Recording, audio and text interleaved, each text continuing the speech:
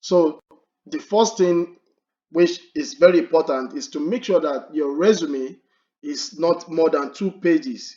Employers are not interested in reading a lot of resume pages, so they just prefer to read less. So uh, the ideal pages you should have is 2 pages on your resume. Make sure you squeeze everything up, everything you want to write, make sure it's just within these 2 pages. Okay, that's the first thing. Secondly, no passport photo on the top right or the top left of your resume, like we used to do in Dubai. There's always a passport photo, but for the Canadian resume there's no passport photo.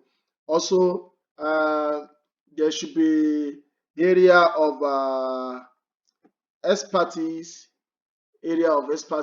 So before I get to area of expertise, let me just come to this sample resume I'm showing you right now. You put in your location,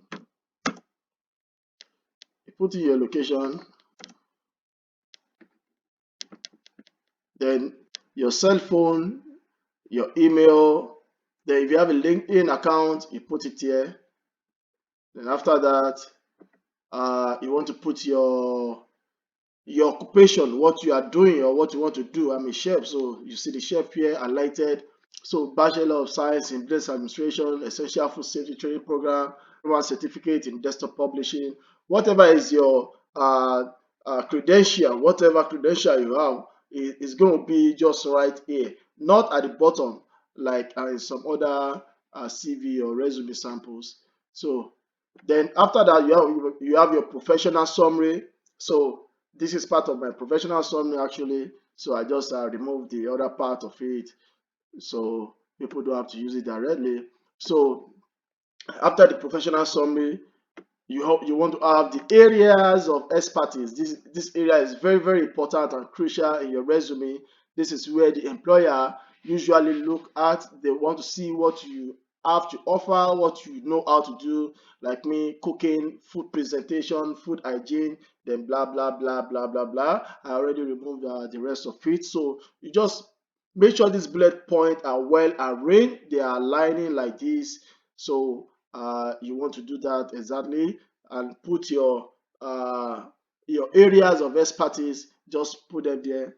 And after that, you have your career experience. Now you want to write your career experience in achievement based responsibilities format. So you don't want to write, I am going to do this, I am going to do that. They want to read your resume and they want to see it as achievement based. For example, you will see the first responsibility I wrote here. It says created the recipes needed for blah blah blah. Right? So not to create. I will have written to create the recipes needed. No, it will be created the recipes needed. So it's like past tense, achievement based. I created the recipes needed for blah blah blah. So that's it.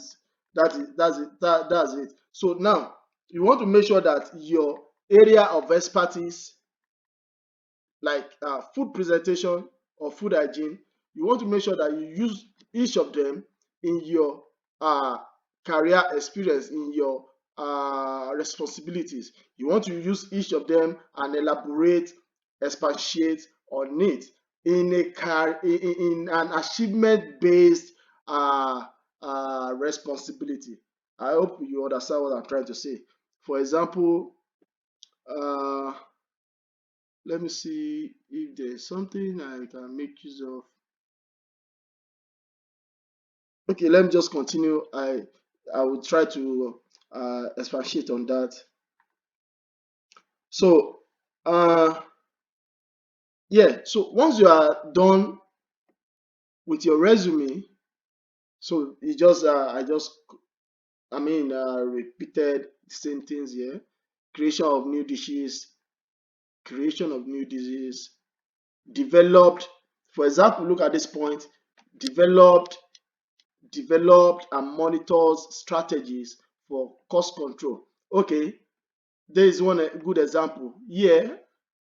here I will have in one of these bullet, I will have cost control as my area of expertise. Okay, in one of these, I will have cost control. In okay, let me just put it. I don't want to confuse anyone. So what I was trying to explain the other time, you will get it. Costing, or let me say cost control. Cost control.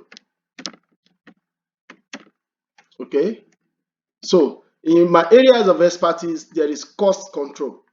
So in one of my responsibilities,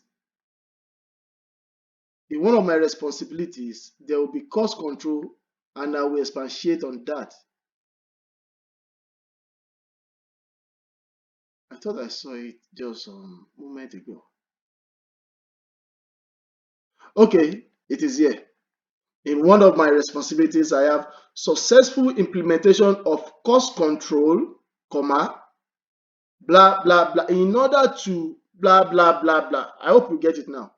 So I have cost control in one of my areas of expertise, and in my responsibility down there, I have cost control expatiated upon that successful implementation of cost control, comma, in order to blah, blah, blah. So that is how you do for each point that you put in the bullet over there, up there in your area of expertise. You have to expatiate on it in your responsibility, which is you are going to build in an achievement-based structure.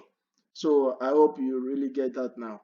At the bottom, you have your date of birth, and you put it in this format: the day, month, and year. Then your nationality, you put it, and your passport number. So these are the things you want to put.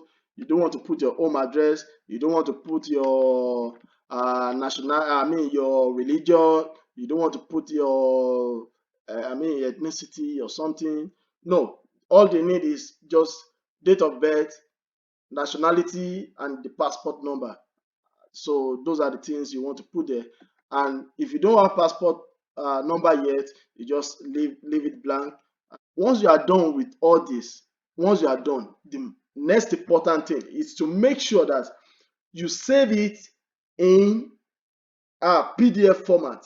You save your resume and your cover letter in PDF format. You don't want to save it in Word or in Microsoft Word or in other formats, because sometimes when you send out documents in Word format, so when it gets to the receiver, it got splitted.